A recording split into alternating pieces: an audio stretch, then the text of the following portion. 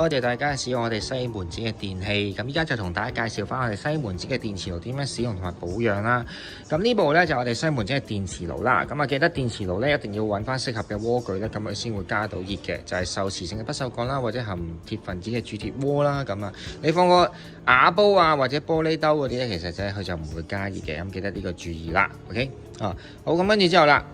全個都係平面嚟嘅，咁啊做輕觸式屏幕啦。咁呢個位置咧就係嗰個開關鍵啦。咁一撳住咗呢個咧，咁你見到咧着晒燈咧，咁就開咗部機嘅啦。OK，咁啊 total 咧會有4個爐頭嘅。咁喺呢度有1、2、3同埋4個爐頭嘅。OK，咁依家咧就喺呢個位置度咧去選擇你想用邊個爐頭啦。咁首先我哋依家就合咗體嘅，兩邊每一個爐頭咧兩個都合咗體嘅。咁我哋分翻開佢先啦。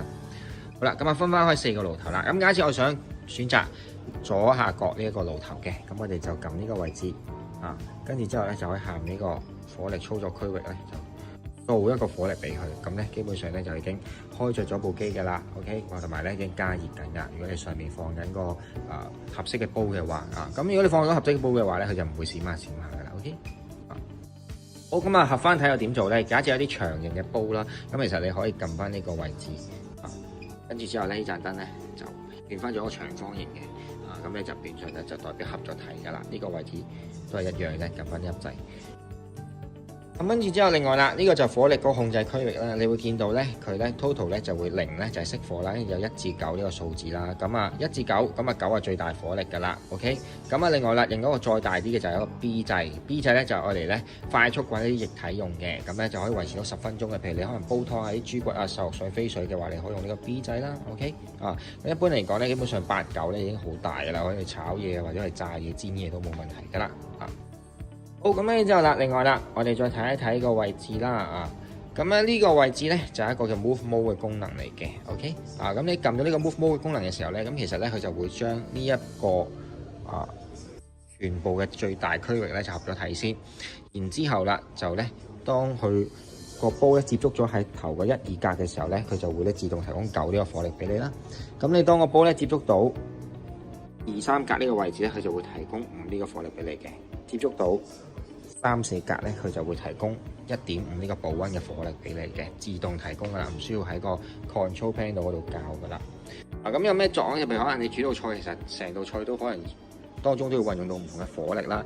咁佢可能燜牛腩咁樣啦。首先你爆香晒啲香料啊，跟住之後攞牛腩落去炒香咗佢先啦。咁就用一個大啲嘅火力啦，放喺呢個位置啦。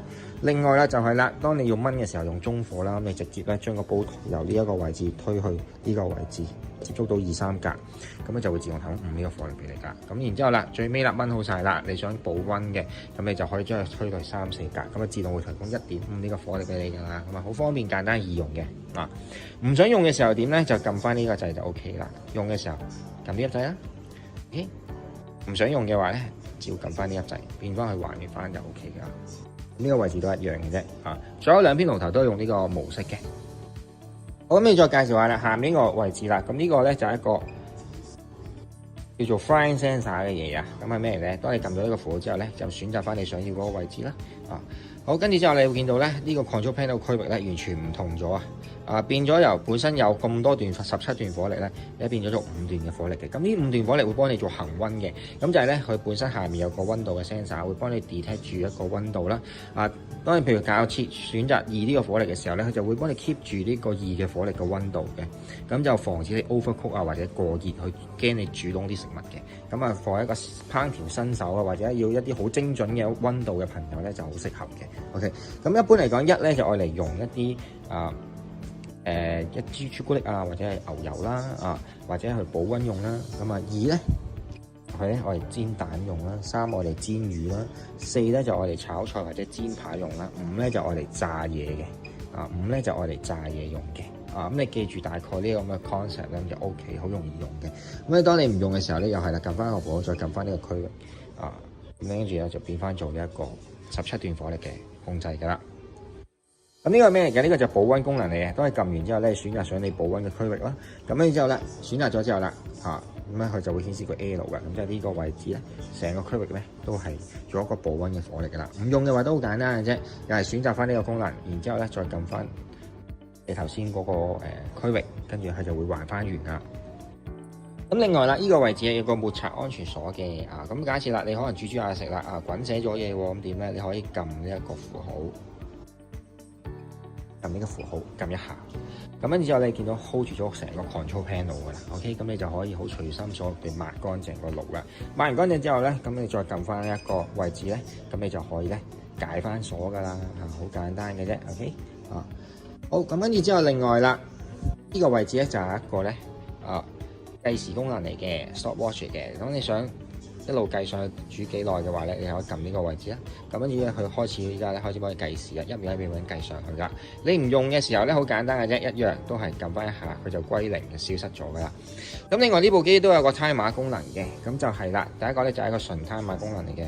假設你想去煮唔完5分鐘之後咧，跟住之後咧話俾你聽咧，咁其實你撳呢個符號一下，然之後喺度掃到5分鐘顯示，然後呢個位置再撳多1-2下出翻去，咁呢個位置佢會慢慢幫你倒數啦。倒數完之後咧，佢就會提你嘅到咗5分鐘咯喎好，咁跟住另外一樣嘢啦，就係啦，如果你想 cancel 嘅嘢，好簡單嘅啫，一樣撳翻去呢個位置，出現翻個時間，然之後我哋掃翻去做0，再撳翻出去，咁跟住呢個功能就 cancel 咗噶啦。好，另外一個時間功能咧，就係咧，當譬如假設你想用呢個爐頭啦，煮用3呢個火力啦，煮多5分鐘，然後咧提你之前自動熄機嘅，好簡單。點樣用咧？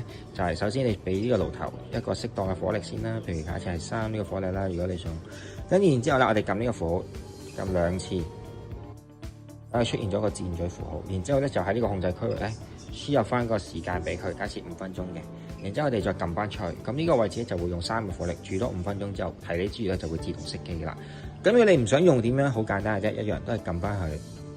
撳翻去出現翻呢個時間，然之後我哋掃翻去做0，然之後我哋再撳翻出去，咁你會見到咧，成個時間消失咗啦。咁你變相咧就係你熄咗呢個功能啦已經。咁依家咧就同大家講解翻咧電磁爐點樣去保養啦，同埋清潔啦。咁清潔都好簡單嘅啫，都係開盆暖水，加啲洗潔精撈勻去變清潔水，然之後攞塊乾淨毛巾飲一飲，然之後咧就抹乾淨佢，跟住之後咧再攞翻塊乾淨嘅濕毛巾抹翻晒殘留嘅洗潔精，咁就 OK 噶啦。咁電磁爐嗰個保養，你想保養得比較靚嘅話咧，咁其實你就盡量避免去推嚟推去啦，因為推嚟推去就有機會有個發絲塵嘅產生啦。咁盡量有一個位置拎起佢，再放低一個新嘅位置度啦。再次多謝大家使用我哋西門子嘅電器。